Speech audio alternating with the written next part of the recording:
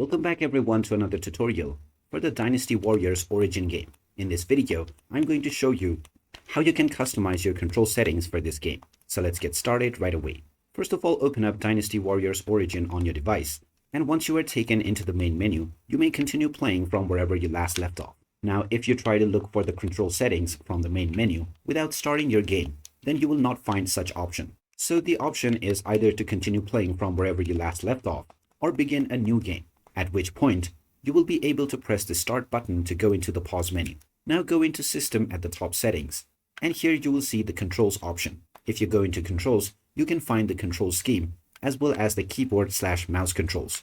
Inside the control scheme, you can see the buttons that have been mapped for your controller, and there is also the option to change them if you wish. Now, if you go into the keyboard/mouse controls, you can find the vertical and horizontal axis option, as well as camera speed.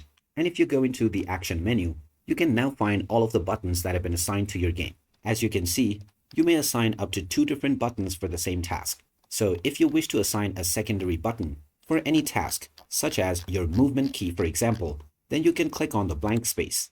And once an arrow appears, you can press your desired new button that you want to assign to this task. Once you press your button, it will be assigned to this task right away. If you wish to change a button that has already been assigned, then simply click on this as well, and you can unassign by pressing the J button. And once you press your desired new key, it will be assigned as the new button right away. You can restore your default controls at any point of time by clicking on Restore Defaults as well. Once you have made your changes, just go back and choose Yes to apply your settings.